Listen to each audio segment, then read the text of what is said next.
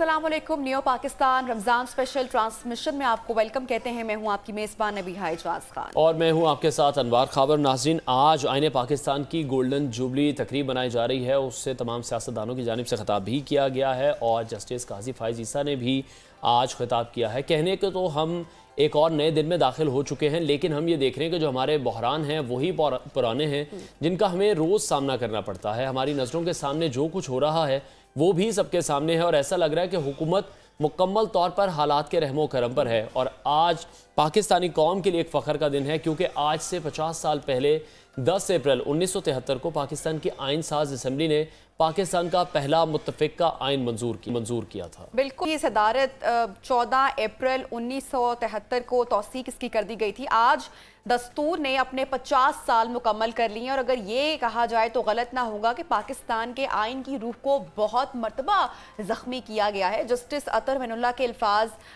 अभी चंद दिन पहले ही मंजर आम पर आए हैं, सबके सामने, जिसमें उन्होंने आइन की हालत कुछ यूँ बयान की है कि पाकिस्तान आज एक सियासी और आइनी बहरान के दहाने पर खड़ा है और आज सेनेट में आईने पाकिस्तान की गोल्डन जुबली मनाई जा रही है। बिल्कुल, बहुत कुछ कहा गया है और एक अजीब मामला ये हुआ कि आइन की हिफाजत करने वालों ने इसको बहुत मरतबा पामाल किया। 2 फौजी आमिरों जनरल ज़ियाउल हक और जनरल परवेज़ मुशर्रफ ने 1973 के आइन को मुअत्तल करने के काबिल मज़म्मत इक़दाम भी किए और ये कहना भी गलत नहीं होगा कि पार्लियामेंट भी आइन पर हमला आवर हो चुकी है। पाकिस्तान की आला अदलिया का किरदार भी इस हवाले से काबिल रश्क नहीं है। आला अदलिया ने अपने मुख्तलिफ ऐसे फैसले थे जिसमें आइन की ऐसी तशरीह की जो कि आइन की बुनियादी रूह के मुनाफी थी। और सिर्फ यही नहीं बल्कि आला अदलिया ने जुडिशल एक्टिविज़म के ज़रिए फ़ौजी आमिरों की तरह अपनी आइनी हुदूद से भी तजावुज़ किया। लेकिन एक बात हमारे हुक्मरान याद रखें कि आइन पाकिस्तान की बका का ज़ामिन है। अगर आइन को अपनी मर्ज़ी से इस्तेमाल ना किया जाता तो फिर आज जो बदतरीन हालात हम देख रहे हैं हम इसका शिकार ना होते। तो ये तो आईने पाकिस्तान की एक छोटी सी कहानी थी। आज आसिफ अली जरदारी ने भी आईने पाकिस्तान की गोल्डन जुबली तकरीब से इज़हार ख्याल किया। उनका ये कहना था कि मेरे वालिद भी असेंबली में बैठे थे और उन्होंने आइन पर दस्तखत किए थे। मज़ीद उन्होंने कहा कि हमने जमहूरियत को बहाल किया। गुज़श्ता 35 सालों की सियासी तारीख का उन्होंने कहा कि मैं गवाह भी रह चुका हूँ और मैंने इस तवील सफ़र में बहुत ऊँचे नीचे मकाम देखे हैं। मज़ीद उन्होंने कहा कि कोई भी ऐसा सियासतदान नहीं है जिसने 14 साल की जेल काटी हो। तवील उन्होंने गुफ्तगू की।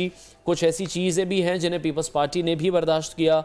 वो ये कह रहे हैं कि मैं अपनी नस्लों के लिए टूटा हुआ पाकिस्तान छोड़कर किसी भी सूरत नहीं जाऊंगा। इस मौके पर वज़ीर आज़म पाकिस्तान मियां शहबाज शरीफ का भी ये खिताब रहा और तकरीब से खिताब करते हुए उनका कहना था कि आज पाकिस्तान की तारीख का एक बहुत ही अहम दिन है। आज जमहूरियत के लिए भी अहम दिन है। पाकिस्तान का आइन आज भी जिंदा सलामत है। वज़ीर आज़म शहबाज शरीफ ने मज़ीद खिताब करते हुए ये भी कहा कि 50 साल गुजरने के बावजूद पाकिस्तान के आइन में मुख्तलिफ औक़ात में तरामीम की गई। ये एक ऐसा तारीखी कारनामा है जिसे हमेशा सुनहरे हुरूफ में लिखा जाएगा और उसके साथ साथ याद भी रखा जाएगा। इस मौके पर वज़ीर आज़म शहबाज शरीफ ने मजीद कहा कि आज का दिन हमें याद दिलाता है कि 1955 में कैसे पहली बार नजरिया ज़रूरत को इजाद किया गया। 1 साल पहले का जिक्र करते हुए उन्होंने कहा कि अपोजिशन ने पाकिस्तान को मुश्किल हालात से बचाने के लिए आइन का सहारा लिया। ठीक है, और इस हवाले से जस्टिस काजी फ़ाइज़ ईसा ने भी इज़हार ख्याल किया था और उनका ये कहना था कि स्पीकर साहब, मैं 2014 से आपका हमसाया हूँ। यहाँ पर मुझे कहा गया था कि सियासी गुफ्तगू नहीं होगी, लेकिन आज यहाँ पर सियासी गुफ्तगू की गई है। मैं उससे मुत्तफ़िक़ नहीं हूँ। जो आज़ादी इज़हार राय है उसका सबको ही हक़ हासिल है, हर कोई उस पर बात कर सकता है। साथ ही साथ उन्होंने कहा कि आपने मुझे बुलाया, मैं आपका बहुत मशकूर हूँ। मैं और मेरा इदारा आईने पाकिस्तान के साथ खड़े हैं। इस हवाले से मज़ीद बात करेंगे सीनियर कानूनदान आबिद साकी साहब ने हमें ज्वाइन किया। आबिद साहब, बहुत शुक्रिया आपके वक्त के लिए। 50 बरस गुजर चुके हैं दस्तूर बने हुए, 50 साल मुकम्मल हो चुके हैं, तो किस तरह से आप कमेंट करना चाहेंगे, किस तरह से ये दौर गुजरा, आइन को कितनी बार आइन की पामाली की गई? लेकिन 50 साल में से तकरीबन मेरा ख्याल है निसफ से ज़्यादा अरसा इस मुल्क की जो तारीख क्या है वो तो फिर डिक्टेटर्स ने और मार्शल लॉ की ऑक्यूपेशन में रहा है जी। और उसके बाद भी जब ये कंट्रोल डेमोक्रेसी के नतीजे में ये रेस्टोरेशन ऑफ डेमोक्रेसी होती रही है और इसमें आपको पता है कि मुशर्रफ का LFO है और ज़ियाउल हक की 8वीं तरमीम है और वो जो उन्होंने इसमें टैंपरिंग की थी आइन में और पोल्यूट किया था आइन को और उसकी रूह को डिस्ट्रॉय किया था, उसको रिस्टोर करने के लिए फिर पॉलिटिकल क्लास ने कंसेंसस के साथ ये 18वीं तरमीम की है, जिसके बाद कोई चीज़ें किसी हद तक रिस्टोर हुई हैं। लेकिन अब भी हमारे आइन के अंदर वो जो पोल्यूटेड एलिमेंट्स हैं जो डिक्टेटर की तरफ से आए थे, वो दे आर इंटैक्ट। उसके अंदर एंट्रेंस डिस्क्रिमिनेशंस हैं। और फेडरल शरीयत कोड, आप समझने कि फेडरल शरीयत कोड अभी तक इररिलेवेंट एक इदारा है, वो भी आइन के अंदर पड़ा हुआ है। And various other things which are irrelevant and unnecessary but they are part of the constitution. अच्छा आबिद साहब, अब से कुछ देर पहले वज़ीर आज़म मियां शहबाज शरीफ ने भी खिताब किया। वो कहते हैं कि एक साल पहले अपोजिशन ने पाकिस्तान को मुश्किल हालात में डाला, मुश्किल हालात से बचाने के लिए आइन का सहारा लिया गया। एक साल से जो भी कहानी हम देख रहे हैं आज तक, जो मंजरनामा है, सियासी मंजरनामा है, उसमें आइन की बालादस्ती का ख्याल रखा गया, आप समझते हैं?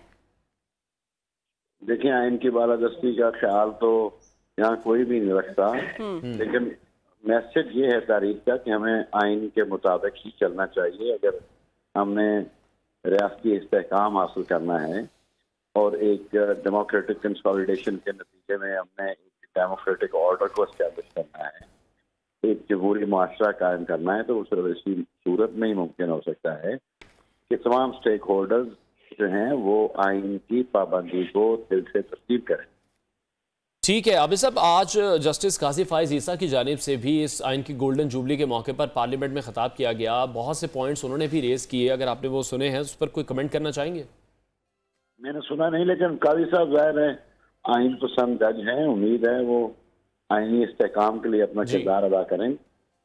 क्योंकि आज भी वो यही कहते दिखाई दिए कि यहाँ पर सियासी बात ही होती रही। मुझे ये कहा गया था सियासी बातें नहीं होंगी, आईनो कानून के हवाले से ही बात होगी, लेकिन तमाम गुफ्तगू हमने जिन लीडरान की सुनी है, आसिफ अली जरदारी साहब ने अपने केसेस के हवाले से बात की है, जजेस के हवाले से बात की, सुप्रीम कोर्ट के हवाले से बात की।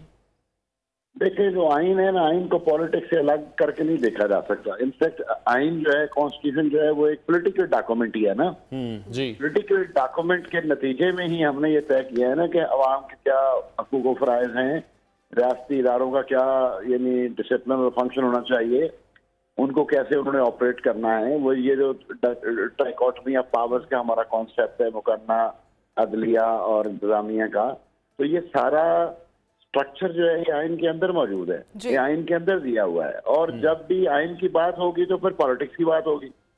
मैं समझता हूँ कि आइन एक डॉक्यूमेंट है जो पॉलिटिक्स को ही डील करता है, और this can be called a political document. जी ठीक। तो आबिद साहब, अभी ये भी जो है वो शजरे ममनुआ तो नहीं है। अच्छा आबिद साहब, जिस तरह से हम देख रहे हैं कि सुप्रीम कोर्ट के सारे मामला चल रहे हैं, आप ऑब्वियसली पूरा पाकिस्तान के सामने सारे मामला हैं, तो एक सवाल ये भी इस वक्त किया जा रहा है कि जस्टिस काजी फाइज ईसा आज जिस तरह से तकरीब में उनको इनवाइट किया गया, उनकी तकरीर हमने देखी, कुछ नकात उन्होंने शेयर किए, अपने ख्यालात का उन्होंने इज़हार किया, तो बाकी जजेस को दावत क्यों नहीं दी गई? चीफ जस्टिस साहब भी तो आ सकते थे। जाहिर है, अब आपको पता है इस वक्त बहुत सारी सूरत हाल जो है वो एक इंतशार की सूरत हाल है और मिसट्रस्ट की सूरत हाल है। कुछ फ्रीकैन जो हैं वो समझे जा रहे हैं कि वो पीटीआई के सपोर्टर हैं, और कुछ लोगों को समझा जा रहा है कि वो यानी पीएमएलएन के और पीडीएम वगैरह जो मौजूदा हुकूमत है उसके सपोर्टर्स हैं। तो असल में तो ये फिर जो परसेप्शन है एक दूसरे के बारे में, न्यूट्रलिटी और इंडिपेंडेंस जो है वो इम्पेयर हो चुकी है, वो बहुत हद तक मजरूह हो चुकी है। तो अब चूंकि काजी साहब के जो स्टैंड है वो इनको सूट करता था, उन्होंने उनको बुला लिया है जी। बाकी जजेस के शायद उनका पॉइंट ऑफ व्यू उनको अब सूट नहीं करता था, उनको नहीं बुलाया। ठीक है, बहुत शुक्रिया। सीनियर कानूनदान आबिद साकी हमारे साथ इन कॉन्वर्सेशन थे, और उनका यही कहना, तो आइन की पामाली हमने देखा वो की गई, वो आमिरों के दौर में की गई, और अदलिया को भी चाहिए, पार्लियामेंट को भी चाहिए कि वो आइन की जो पासदारी है उसका जो तहफ़्फ़ुज़ है उसको यकीनी ज़रूर बनाएं। ब्रेक लेते हैं, ब्रेक के बाद आपको दोबारा ज्वाइन करेंगे हमारे साथ।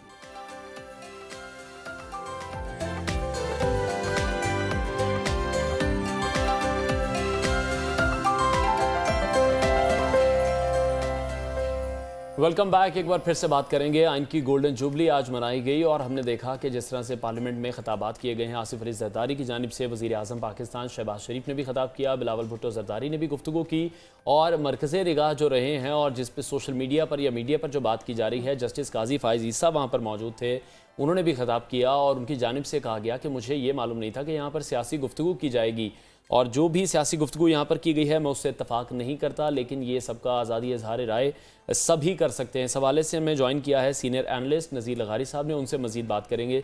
نذیر صاحب، آج آئین کی گولڈن جوبلی منائی جا رہی ہے۔ آئین پاکستان کے ساتھ جو 50 سال میں سلوک ہوا ہے اس میں پارلیمنٹ، آمر اور عدالت تینوں ہی ملوث رہے ہیں، اس پر کیا کمنٹ کریں گے؟ بہت اچھی بات کی ہے آپ نے، بہت ہی اچھی بات کی ہے۔ 1973 میں آئین بنتا ہے اور 1977 میں مارشل لا لگتا ہے اور 1978 میں سپریم کورٹ نظریہ ضرورت کے تحت آئین توڑنے کے عمل کو جائز قرار دیتی ہے۔ اور اس کے ساتھ ساتھ جب جسٹس انوار الحق سے یہ پوچھتا ہے شریف الدین پیرزادہ، اور یہ کتاب جنرل کے ایم عارف نے اپنی کتاب میں لکھی ہے کہ شریف الدین پیرزادہ پوچھتا ہے جسٹس انوار الحق سے، جو چیف جسٹس تھا، کہ آپ نے جنرل ضیاء کو آئین میں ترمیم کا اختیار دیا ہے؟ تو انہوں نے کہا کہ میں کیسے دے سکتا ہوں، یہ تو اسمبلی کرتی ہے، اسمبلی تو ہے نہیں۔ تو انہوں نے کہا پھر آپ چھٹی کیجئے گا، کیونکہ ہم نے آپ کو چیف جسٹس بنائی ہے اس لیے تھا کہ آپ جنرل ضیاء کو آئین میں ترمیم کا اختیار دیں گے۔ اور یہ جنرل کے ایم عارف نے لکھا ہے کہ وہ وہاں سے تقریب چھوڑ کر، کھانا چھوڑ کر گھر چلے گئے اور گھر میں جا کر لکھے ہوئے اپنے فیصلے میں، جو گھر میں رکھا تھا ٹائپ کیا ہوئے فیصلے پر اپنے ہاتھ سے لکھا کہ میں جنرل ضیاء کو آئین میں ترمیم کا اختیار دیتا ہوں۔ اور یہ ایک تماشا تھا جو آئین کے ساتھ کیا گیا۔ اور جب اسمبلی بنی تو اسی اسمبلی سے دستخط کروائے گئے کہ آپ اس آئین کے توڑنے کو ٹھیک مان لیں۔ اور اس میں یہ بھی کہا گیا، لکھا ہوا ہے نام، کہ جنرل ضیاء اس ملک کے صدر ہوں گے۔ کسی آئین میں اس طرح نہیں لکھا ہوتا ہے کہ کوئی شخص صدر ہوگا، یہ لکھا ہوا تھا کہ جنرل ضیاء۔ تو پارلیمنٹ نے جو کردار ادا کیا وہ بھی سامنے ہے کہ انہوں نے پھر اس کو ویلیڈیٹ کیا، ججوں نے ویلیڈیٹ کیا، جنرلوں نے مارشل لگایا، میڈیا نے تالیاں بجائیں، سارے کے سارے تالیاں بجا رہے تھے، خوش ہو رہے تھے۔ کیا ہو گیا؟ ہر بار آئین توڑا گیا اور ہر بار کہا گیا کہ پاکستان کو بچا لیا گیا ہے، اور ہر بار پاکستان کو تباہی کے غار میں پھینک دیا گیا اور پھر سیاستدانوں کو لایا گیا۔ یہ ایک بار نہیں ہوا، ایک سے زیادہ مرتبہ ہوا ہے۔ اور آئین کے ساتھ یہ کھلواڑ ہوتا رہا ہے، ججوں نے کیا ہے، جرنیلوں نے کیا ہے، جرنلسٹوں نے کیا ہے اور سیاستدانوں نے کیا ہے، سارے کے سارے اس کے ذمہ دار ہیں۔ اور انہوں نے کبھی بھی آپ ماضی کا بھی منظرنامہ ہمارے ساتھ شیئر کریں، لیکن بلاول بھٹو زرداری کی اگر ہم آج کی سپیچ دیکھتے ہیں تو بہت ہی دبنگ انداز میں اور کھلے لفظوں میں انہوں نے بہت ساری باتیں کی ہیں، بہت سارے انکشافات کی ہیں، اور وہ یہی کہہ رہے ہیں کہ آج بھی آئین کے ساتھ کھلواڑ ہو رہا ہے، اور اشارہ ان کا جو ہے وہ کچھ ججز کی جانب بھی ہے، کچھ جرنیلز کی جانب بھی ہے۔ اس پر آپ کیا کمنٹ کریں گے جو بلاول بھٹو کی سپیچ ہے اس پر؟ اس وقت سب سے بڑا خطرہ اس ملک کے اندر، ایک کو ملک کو خطرہ ہے، ملک کی سلامتی کو خطرہ ہے۔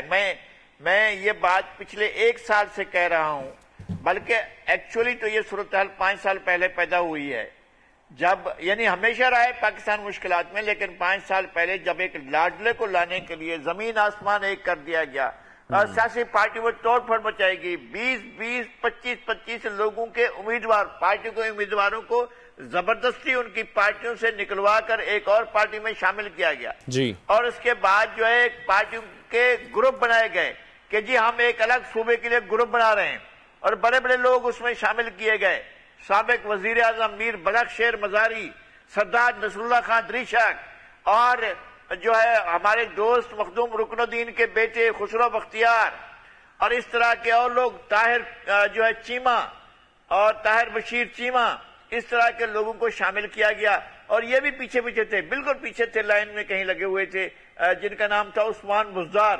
عثمان بزدار نے زندگی میں کبھی خواب نہیں دیکھا تھا کہ وزیر اعلیٰ بنے گا، بن گیا۔ اور پھر اس کے بعد یہ دھاندلی زدہ الیکشن کروا کے آرٹسٹ مشینیں بٹھا کر جس طرح سے عمران خان کو لایا گیا، یہ ایک تباہی کی بنیاد تھی۔ اور اب جو ہے پاکستان کو خطرہ ہے، پاکستان کو خطرہ ہے، پاکستان کی سلامتی کو خطرہ ہے۔ نذیر صاحب، آج ہم نے دیکھا کہ جسٹس قاضی فائز عیسیٰ کو ہی دعوت دی گئی تھی صرف پارلیمنٹ میں آنے کی، کسی اور جج کو نہیں بلایا گیا۔ چیف جسٹس صاحب کو بلایا جا سکتا تھا. آپ کیا سمجھ؟ اس طرح سے ہم سوشل میڈیا پر بھی دیکھ رہے ہیں کہ کافی متنازع بنانے کی کوشش کی جا رہی ہے پاکستان تحریک انصاف کا جو میڈیا سیل ہے جسٹس قاضی فائز عیسیٰ کے حوالے سے, اور آج وہ غیر موجود تھے اس تقریب میں. دوبارہ سے ان پر تنقید ہوگی مزید؟ ظاہر ہے ایک ایسا میڈیا یا ایک ایسا جو سیاسی عنصر ہے پاکستان میں جو آئین کو نہیں مانتا, جو قانون کو نہیں مانتا, جو اخلاقیات کو نہیں مانتا ہے. آپ کی سوسائٹی کی مروجہ اخلاقیات ہیں کہ ہمیں بہن کی کیسی عزت کرنی ہے, ہمیں ماں کی کیسی عزت کرنی ہے, ہمیں بیٹی کی کیسی عزت کرنی ہے. یہ ان اخلاقیات سے مابرہ لوگ جو ہیں وہ اس وقت ہیں اپنے جو ہمارے نئے لاڈلے ہیں اسٹیبلشمنٹ کے, ان کے عشق میں مبتلا ہیں اور وہ کسی اخلاقیات کو نہیں مانتے ہیں. اور وہ ظاہر ہے جسٹس قاضی فائز عیسیٰ, جانتے ہیں قاضی فائز عیسیٰ کون تھے؟ جسٹس قاضی عیسیٰ کے بیٹے تھے. جسٹس اپنا قاضی عیسیٰ جو ان کے والد تھے وہ بلوچستان کے رہنما تھے, مسلم لیگ کے قائد اعظم کے وہ ساتھی تھے جو ہمیشہ ان کے ساتھ ہوتے تھے اور قائد اعظم کا رفیقہ کار تھے. بعد میں تو بڑی کہانیاں بنائی گئی جی, قائد اعظم تو ان سے ہاتھ ہی نہیں ملایا کرتے تھے. ایسی بےہودہ کہانیاں بنائی گئی ہیں ان کے والد کے بارے میں. وہ بہت بڑے لیڈر تھے قاضی عیسیٰ, اور قائد اعظم ان کا احترام کرتے تھے اور قائد اعظم ان کو اپنا رفیق کار سمجھتے تھے. جس طرح سے خیبر پختونخوا سے سردار عبدالرب نشتر, اسی طرح سے جو ہے وہ یہاں سے بلوچستان سے قاضی عیسیٰ تھے جن کا احترام تھا قائد اعظم کی نظر میں. اب ہم ان کو اور ان کے بیٹے کو قاضی فائز عیسیٰ کو ہم نے جس طرح سے پچھلے 5-6 سال میں جو کچھ کیا ہے ان کے ساتھ, تو وہ ایک عجیب و غریب صورتحال ہے. یعنی اگر کوئی شخص اسمبلی میں, وہ اسمبلی نہیں تھی, پہلی بات یہ ہے کہ اسمبلی کا سیشن نہیں تھا, وہ سینٹ کا سیشن نہیں تھا, وہ ایک کنونشن ہو رہا ہے جس میں آپ ان کے 50 سال مکمل ہونے پر آپ ایک تقریب کر رہے ہیں, اس میں کوئی بھی آ سکتے ہیں. اور انہوں نے غالباً ایسا بھی ہے کہ اور جج صاحبان کو بلایا ہو اور کوئی نہ آیا ہو, لیکن اگر ایک جج صاحب کو بلایا اور وہ آ گئے تو ہمارے لیے اس پر تنقید نہیں ہونی چاہیے.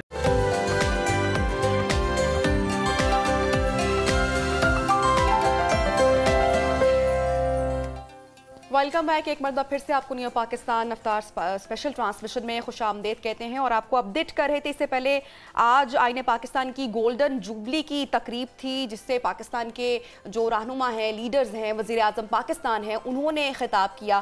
اس وقت نذیر لغاری صاحب ہمارے ساتھ ایک مرتبہ پھر سے ان کانورسیشن ہے, ان سے بات کرتے ہیں. لغاری صاحب, آصف علی زرداری نے اپنی تقریر میں کہا کہ بہت سارے ایسے راز ہیں جو میرے سینے میں ہیں, میرے پاس موجود ہیں, کچھ شیئر کر سکتا ہوں, کچھ نہیں شیئر کر سکتا. پھر انڈائریکٹلی انہوں نے عمران خان صاحب پر بھی تنقید کی کہ ہم نے کبھی مذہب کو سیاست کے لیے استعمال نہیں کیا, یہ جو سارا بگاڑ ہوا ہے یہ ایک لاڈلے کے لیے ہوا ہے. کیا کمنٹ کریں گے آپ؟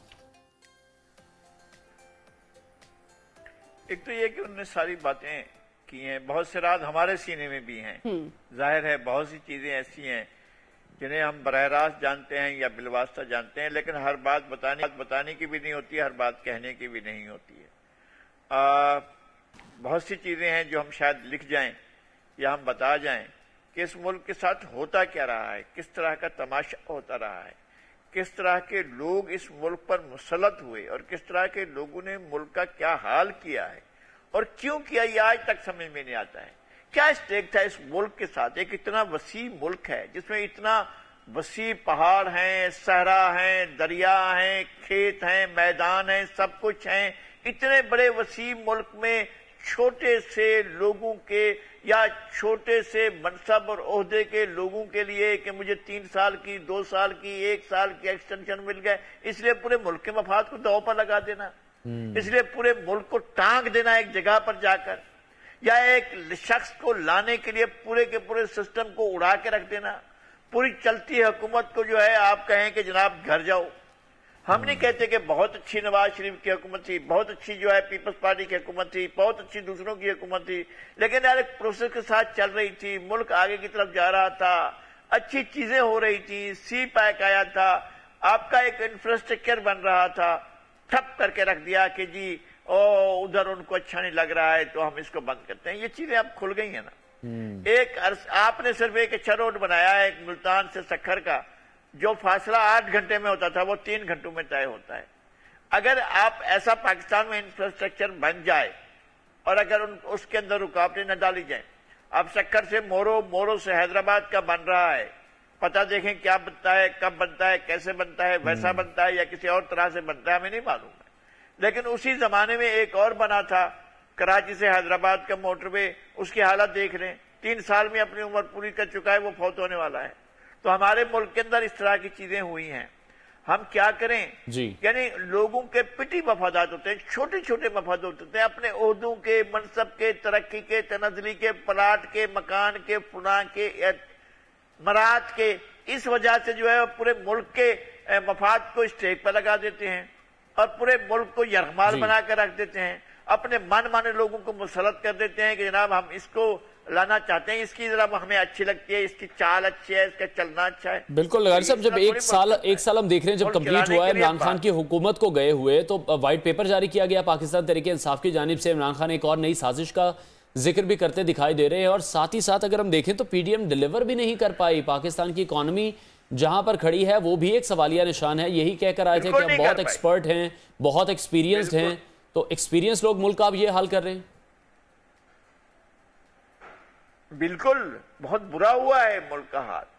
مسئلہ یہ ہے کہ پچھلے 1 سال میں 9 اپریل سے لے کر 9 اپریل تک 2022 سے 2023 ایک دن کے لیے بھی ملک کو سکون کا سانس لینے دیا ہے؟ ملک کو ایک چلنے کے لیے چھوڑا گیا؟